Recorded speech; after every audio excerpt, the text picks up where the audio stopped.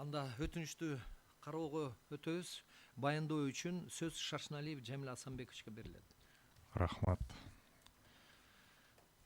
Урматтуу судьялар, урматтуу процесстин катышуучулары. Кыргыз Республикасынын Конституциялык сотуна 2023 жылдын 18 жана 20 сентябрында административдик процессуалдык кодекстин 110 беренесинин 8 бөлүгүнүн Кыргыз Республикасынын Конституциясынын 23 беренесине, 24 беренесинин 1 бөлүгүнө, 40 беренесинин 1 бөлүгүнө, 56 беренесинин 1 жана 2 бөлүктөрүнө жана 61 беренесинин 1 жана 2 бөлүктөрүнө ылайык келүүсүн текшерүү жөнүндө төмөнкүлөрдөн Заяцкий Анатолий Владимировичтин кызыкчылыгын көздөгөн Курманбаева Аида Маратовнадан, экинчи Мырзапаязова Зууракан Кузобаевнанын кызыкчылыгын көздөгөн Курмушиев Анвар Кубанычбековичтен, ошондой эле 2023 жылдын 28 ноябрында,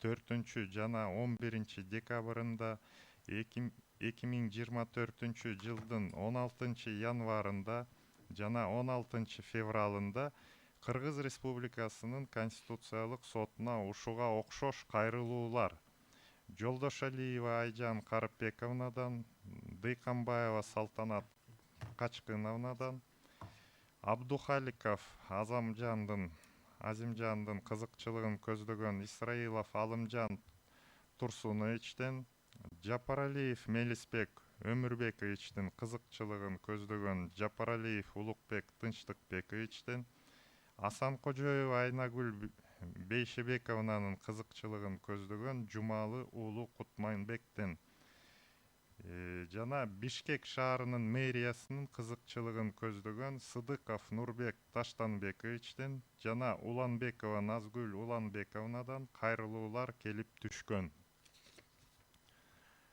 Көрсөтүлгөн кайрылууларда талаптардын бир түрдүүлүгүн эске алып, Кыргыз Республикасынын Конституциялык соту жөнүндө Кыргыз Республикасынын Конституциялык мыйзамынын 32 беренесинин 1 пунктун жетекчиликке алып, жогоруда аталган кайрылуулар боюнча козголгон иштер бир Конституциялык сот өндүрүшүнө бириктирилген.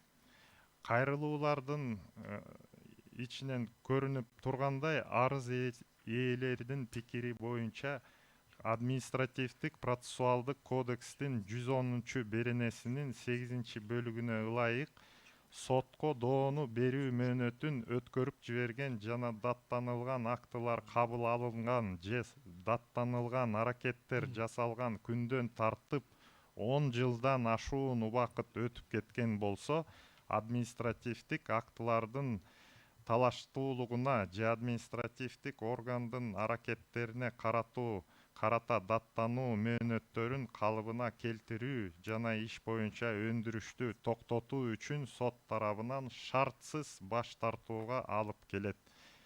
Кайрылуу субъекттеринин талашылып жаткан ченемдин аракети Конституциянын 61 беренесинин 1 бөлүгү менен кепилденген соттук коргоо укугун ишке ашыруунун мүмкүн эместигине алып келгенин белгилешет.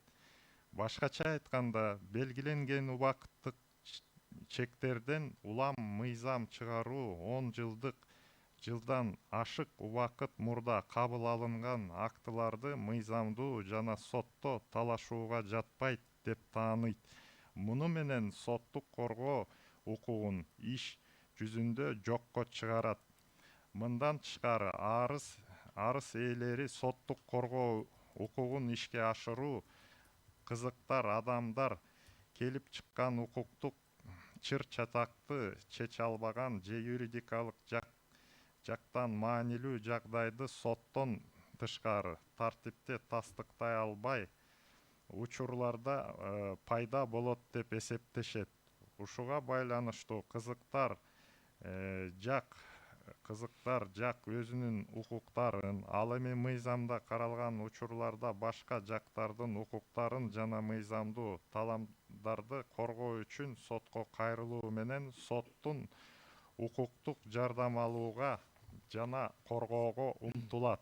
Ошентип укук колдонуу практикасында мыйзамдык чектөө болуп саналган жана соттук коргоого конституциялык укукту жокко чыгарган бөгөт коюу мөөнөттөрдүн болушуна байланыштуу кызыктар жак өзүнүн укуктарын соттук коргоонун натыйжалуу механизминен пайдалана албаган жагдайлар келип чыгат. Ошондой эле кайрылуунун авторлору эгерде доо коюунун өтүп кеткен мөөнөтү сот тарабынан жүйөлүү деп табылса, анда ал эч кандай ченемдик укуктук акт менен чектелбеши керек жана өзүнүн мүлкүн сот аркылуу коргоо укугун бузулбас болууга тийиш экендигин база белгилешти. Талашылып жаткан ченем жарандарды укук бузуулар тууралуу көп жылдардан кийин билсе дагы өзүнүн укуктарын коргоо мүмкүнчүлүгүнөн ажыратылып калышы мүмкүн. Мыйзамдар чындыкты жана адилетти орнотууга тоскоол болбошу керек. Жогорудагыларды эске алуу менен кайрылуунун себептери талашылып жаткан ченемди конституцияга карама каршы келет деп таанууну өтүнүшөт. Заяцкийдин кызыкчылыгын көздөгөн Курманбаеванын, Мырзапаязованын кызыкчылыгын көздөгөн Курмушиевдин кайрылуулары Кыргыз Республикасынын Конституциянын сотунун 2023 жылдын 7 декабрында токтому менен өндүрүшкө кабыл алынган. Жолдошалиеванын жана Дыйканбаеванын, Абдухаликовдун кызыкчылыгын көздөгөн Исраиловдун өтүнүчтөрү судьялардын коллегиясынын 2023 жылдын 8 декабрында аныктамалары менен өндүрүшкө кабыл алынган. Ошондой эле Жапаралиевдин кызыкчылыгын көздөгөн Жапаралиевдин кайрылуусун Кыргыз Республикасынын Конституциялык сотунун судьялар коллегиясы 2023 жылдын 20 декабрында кабыл алынган. Асан Кожоеванын кызыкчылыгын көздөгөн Жумалы уулунун өтүнүчү Кыргыз Республикасынын Конституциялык сотунун судьялар коллегиясынын 2024 жылдын 27 январындагы аныктамасы менен өндүрүшкө кабыл алынган. Жана ошондой эле Бишкек шаарынын мэриясынын кызыкчылыгын көздөгөн Сыдыков жана Уланбекова өкүлдөрүнүн кайрылуулары Кыргыз Республикасынын Конституциялык сотунун судьялар коллегиясынын 2024 жылдын 20 февралындагы аныктамасы менен өндүрүшкө кабыл алынган.